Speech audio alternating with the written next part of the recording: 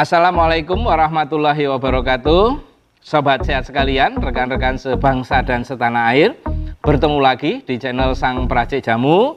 Hari ini kita akan membahas resep jamu yang berkaitan dengan seri, lipid, lemak, dan lemak darah.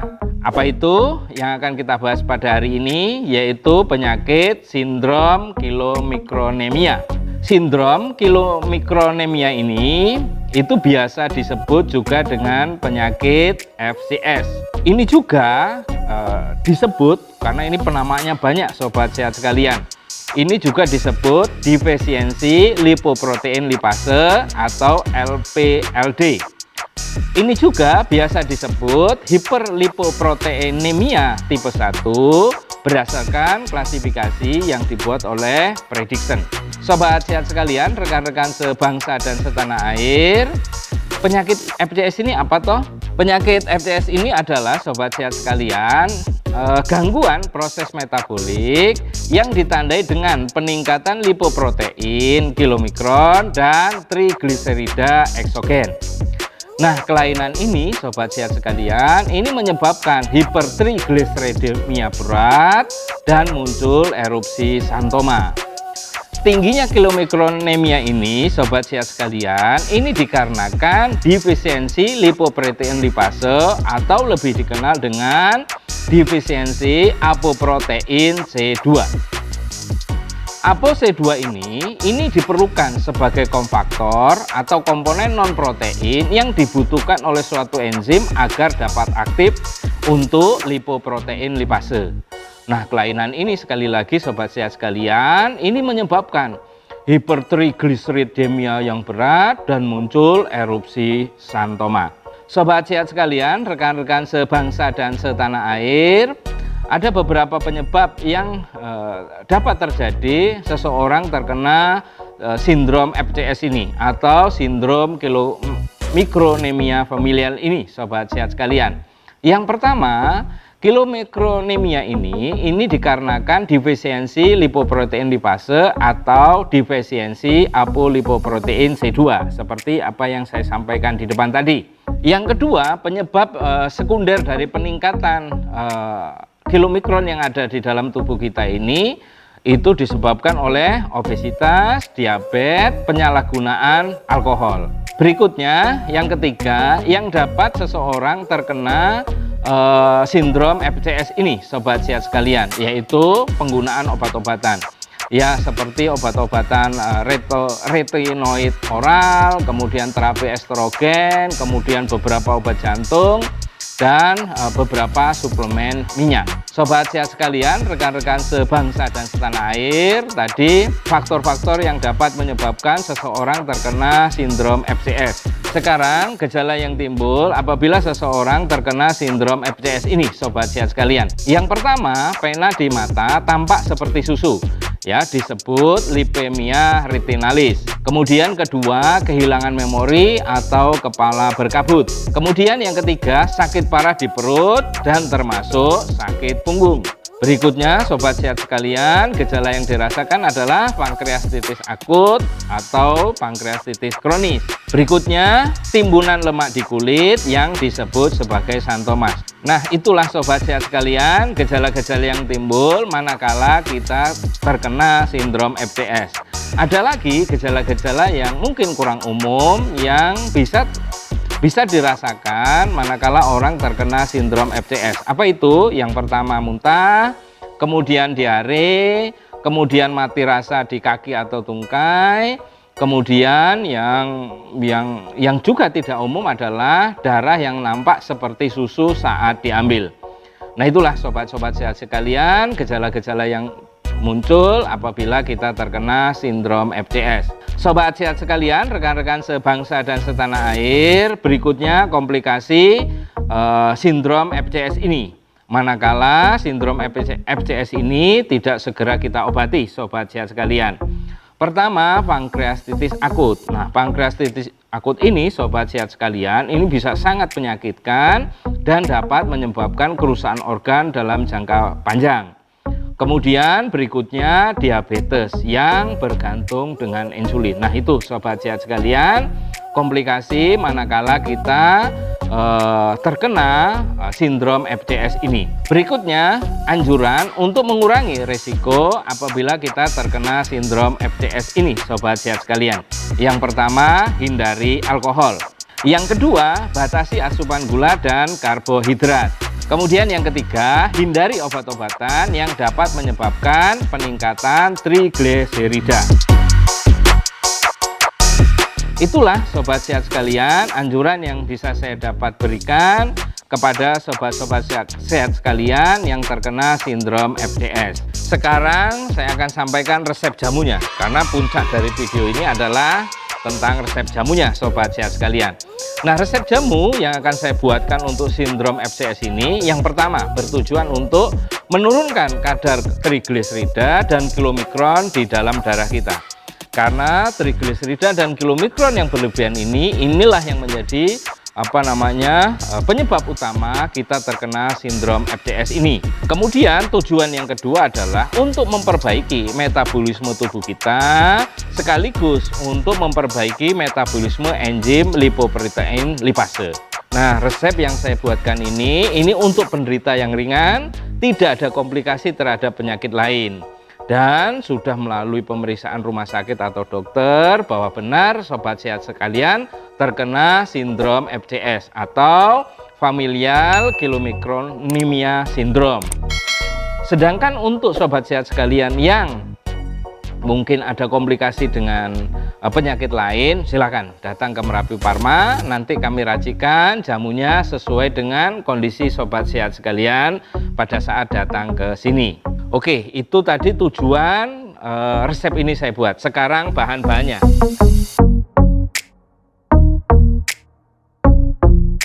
Yang pertama, kita menggunakan temu ireng. Temu ireng ini dengan nama latin Curcuma aeruginosa, dengan nama simplicia atau nama bahannya Curcumae aeruginosae rhizoma, karena yang diambil rimpangnya sebanyak 120 gram.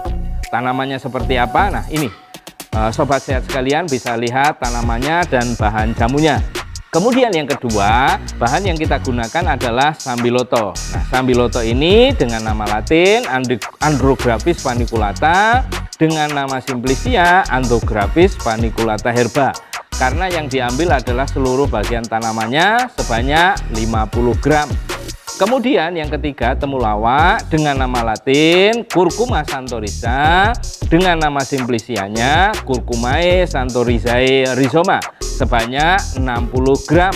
Berikutnya nomor 4 adalah lempuyang dengan nama latin Zingiber aromaticum, dengan nama simplicia Zingiberis aromaticae rhizoma sebanyak 100 gram. Kemudian berikutnya yang kelima, meniran dengan nama latin Phyllanthus niruri, dengan nama simplicia Phyllanthi herba sebanyak 30 gram. Kemudian yang terakhir, yang keenam, kumis kucing dengan nama latin Orthosiphon aristatus, dengan nama simplicia atau nama bahannya adalah Orthosiphonis folium sebanyak 30 gram. Nah, yang saya sebutkan ini sobat sehat sekalian adalah bahan-bahan yang dalam bentuk basah ya sobat sehat sekalian. Nanti kita akan praktekkan bahan-bahan ini dalam bentuk basah. Sebelum saya praktekkan, saya akan sampaikan teorinya dulu ya sobat sehat sekalian, bagaimana membuatnya. Nah, jamu ini semua bahan dicuci bersih, kemudian dipotong-potong, kemudian di blender. Kalau sobat sehat sekalian mau ditumbuk, monggo silahkan. Nanti kita akan praktekkan ya dengan cara di blender. Kemudian setelah di blender, semua bahan di blender, kemudian direbus dengan kuali tanah. Kalau sobat sehat sekalian ya punya kuali tanah, atau kalau tidak punya bisa menggunakan panci stainless steel atau panci enamel atau dengan panci kaca. Dengan air sebanyak 3,2 liter sobat sehat sekalian. Kemudian direbus sampai mendidih. Setelah mendidih, tutupnya dibuka, ditunggu mendidih selama 5 menit sobat sehat sekalian. Setelah mendidih 5 menit, api dimatikan. Nah, jamu ini sobat sehat sekalian, setiap 12 jam, misalnya ngerebusnya pagi, itu harus dipanasi kembali. Agar apa? Agar tidak basi. Nah, itu sobat sehat sekalian cara membuat. Nah, sekarang dosis dan aturan minumnya. Untuk dosis pengobatan diminum sehari berapa kali? Sehari 5 kali. Sekali minum sedikit saja sobat sehat sekalian, sebanyak 100 cc. Sehingga kalau sehari 5 kali itu misalnya minum pagi, kemudian agak siang, agak sore dan malam. Prinsipnya setiap 3 jam sobat sehat sekalian harus minum resep jamu ini. Diminum sebelum makan sobat sehat sekalian. Oke. Terus kemudian untuk pencegahan. Nah, untuk pencegahan sobat sehat sekalian itu diminum sehari 2 kali, sekali minum 100 cc. Nah, air sebanyak 3,2 liter ini bisa 24 kali minum. Sehingga kalau sobat sehat sekalian sehari minum 5 kali, ini bisa untuk kurang lebih ya sobat sehat sekalian ya, 5 hari kurang sedikit lah. Begitu sobat sehat sekalian. Sobat sehat sekalian, rekan-rekan sebangsa dan setanah air, apa itu FCS sudah kami berikan. Faktor risiko apa saja yang bisa menyebabkan sindrom FCS ini juga sudah kami berikan. Tanda gejalanya, anjurannya, dan puncaknya, resep jamu juga sudah kami berikan, termasuk dosis dan aturan minumnya. Jangan lupa ya, like, subscribe, dan bunyikan loncengnya supaya sobat sehat sekalian dapat pemberitahuan video-video terbaru dari sang peracik jamu. Sekarang kita akan praktik ya bagaimana cara merebus jamunya. Jangan kemana-mana supaya sobat sehat sekalian paham dan langsung bisa mempraktikkan sendiri di rumah.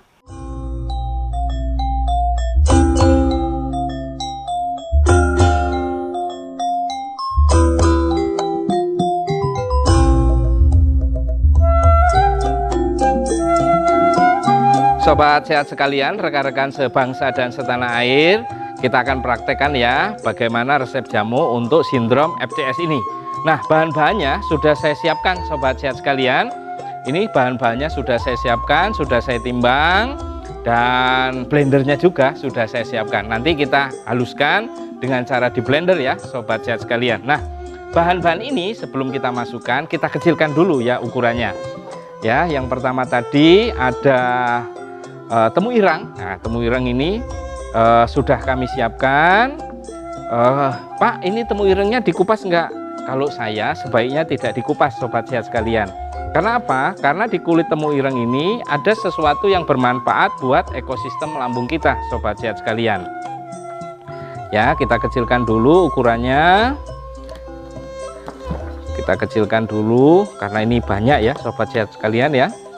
Saya kecilkan dulu 120 gram tadi ya.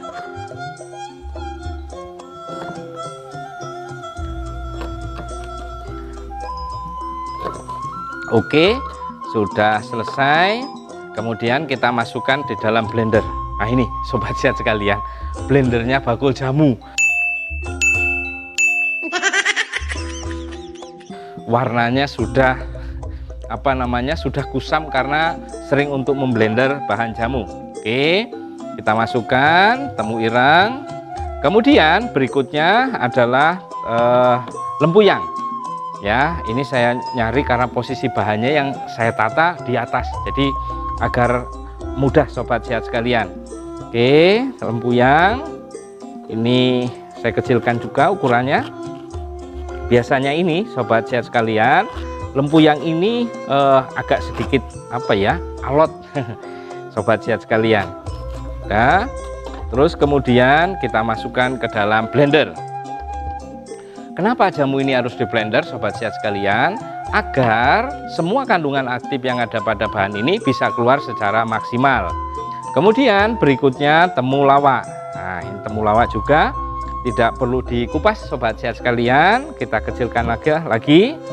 Biasanya kalau temu lawak ini agak sedikit empuk sobat sehat sekalian. Kita kecilkan dulu. Dah cukup. Terus kemudian temu lawak juga kita masukkan sobat sehat sekalian. Dah, berikutnya kumis kucing. Nah, ini kumis kucing yang diambil tadi adalah daunnya. Ya, kita kecilkan dulu agar blender mudah untuk memblender. Semua sekali lagi sobat sehat sekalian, bahan-bahan ini adalah bahan-bahan basah. Oke, kita masukkan kumis kucingnya. Dah, berikutnya meniran, sobat sehat sekalian. Nah, meniran ini yang diambil adalah seluruh bagian tanamannya ya. Ini meniran kita kecilkan dulu juga, sobat sehat sekalian. Nah, ini meniran agak sedikit alot, sobat sehat sekalian. Menirannya kita kecilkan dulu, sobat sehat sekalian. Memang kalau meniran ini agak alot, sobat sehat sekalian. Nah, sekarang menirannya kita masukkan. Oke. Kemudian yang terakhir adalah sambiloto. Nah, ini dia sobat sehat sekalian, sambiloto yang diambil adalah seluruh bagian tanaman. Cuma ya batang yang besar kita tinggalkan ya, agar blendernya tidak bekerja dengan berat. Oke, seluruh bagian tanaman kita potong jadi 2 saja. Kita masukkan ke dalam blender. Oke. Dan terakhir ini daun-daunnya kita masukkan.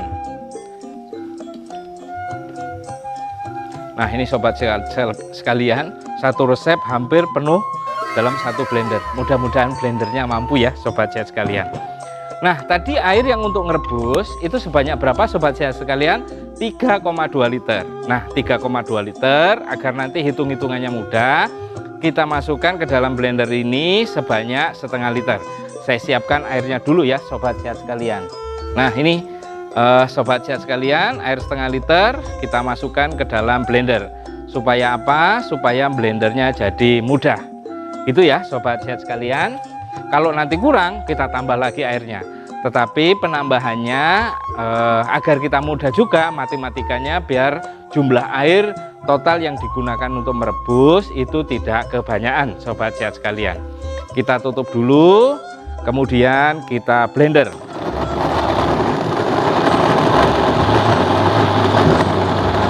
Perlu ditambah air sobat sehat sekalian. Rasanya blendernya agak penuh, tapi kita tambah air, mudah-mudahan bisa. Kita tambah 200 cc ya, sehingga nanti kurang air untuk merebusnya 2,5 liter. Kita tambah dulu 200 cc. Nah, ini sobat sehat sekalian, 200 cc nya kita masukkan lagi, kita blender lagi.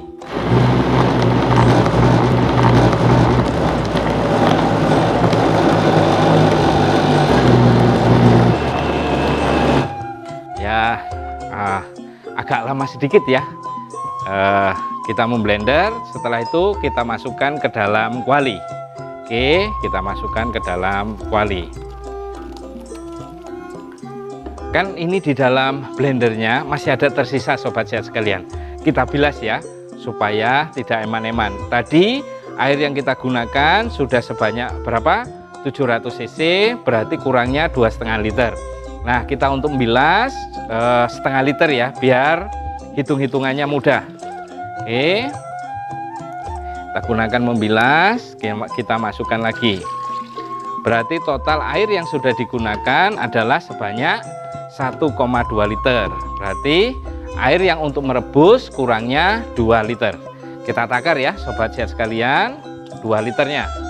Nah, satu takaran ini sebanyak setengah liter atau 500 cc sobat sehat sekalian. 1, 2,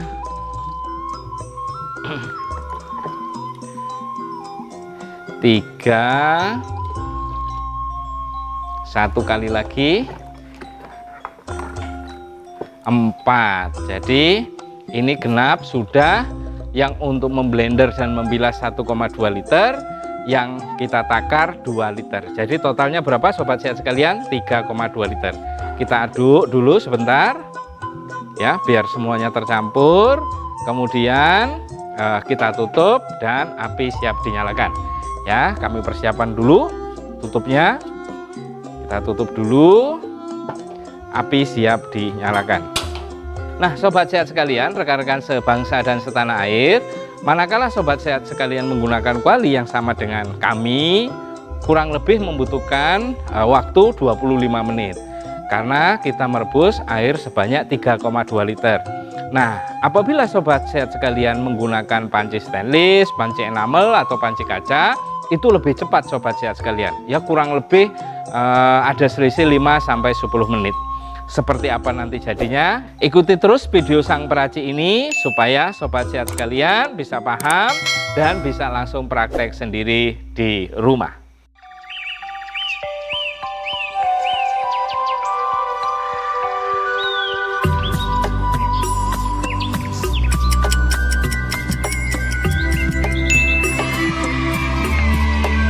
Sobat sehat sekalian, rekan-rekan sebangsa dan setanah air, sudah 25 menit, kita lihat ya apakah sudah mendidih. Sudah mendidih sobat sehat sekalian. Kita aduk dulu supaya tercampur. Terus kemudian kita biarkan terbuka selama 5 menit. Nah sobat sehat sekalian, rekan-rekan sebangsa dan setanah air, resep jamu untuk FCS ini atau untuk sindrom familial chylomicron sindrom ini saya temukan di perjalanan saya ketika saya belajar tentang resep jamu dan tanaman obat.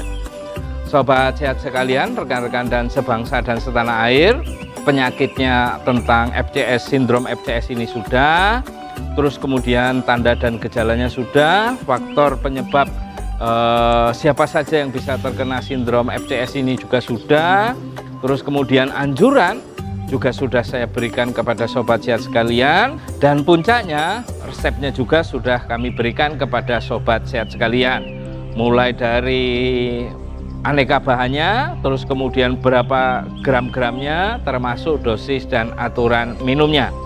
Jangan lupa ya, like, subscribe, dan bunyikan loncengnya supaya dapat pemberitahuan video-video terbaru dari sang peracik jamu. Sudah 5 menit sobat sehat sekalian, kita matikan apinya ya. Oke, kita aduk dulu sebentar. Terus kemudian kita ambil berapa banyak sih? 100 cc itu ya, sekali minum 100 cc. Ini saya sudah siapkan gelas dan saringannya.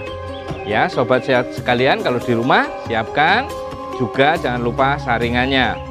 Kita sekarang takar 100 cc seperti apa.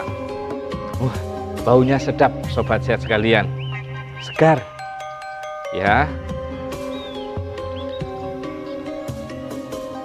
Oke, ampasnya kita masukkan lagi ya. Terus kemudian jangan lupa kualinya ditutup kembali. Nah sobat sehat sekalian, inilah takaran 100 cc nya sobat sehat sekalian. Jadi kalau sobat sehat sekalian di rumah punya gelas yang mungkin mirip dengan ini, separuh gelas, karena setiap gelas ini kalau penuh 200 cc.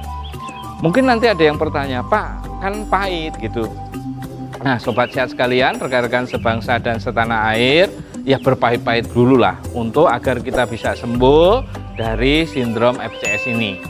Apabila sobat sehat sekalian ya agak kesulitan menghilangkan rasa pahit, nanti setelah minum ini terus kemudian digelontor atau minum air putih. Ingat sobat sehat sekalian, diminum berapa kali? Sehari 5 kali setiap 3 jam. Misalnya sobat-sobat minum jam 7, kemudian minum jam 10, kemudian minum jam 1 siang, kemudian jam 4 sore, dan terakhir jam 7 malam. Nah itu sobat sehat sekalian, dosis dan aturan minumnya. Untuk pencegahan diminum sehari 2 kali, sama sekali minum 100 cc dan sebelum makan. Nah itu sobat sehat sekalian, apa itu FCS sudah kami berikan. Terus kemudian tanda dan gejalanya apa, faktor risiko siapa saja yang bisa terkena sudah kami berikan. Kemudian puncaknya sudah kami berikan resep jamu beserta takarannya dan dosis aturan minumnya, dan kita sudah praktekkan juga ya bagaimana merebusnya. Sebagai penutup, seperti biasa kami akan sampaikan pantun untuk sobat sehat sekalian. Jagat lan awake dhewe kuwi tasih kathah rahasia. Sinau terus supaya ngerti lan paham ilmune. Sinten sing gerah sindrom chylomicronemia, monggo konco ndamel jamu sambiloto sak kancane.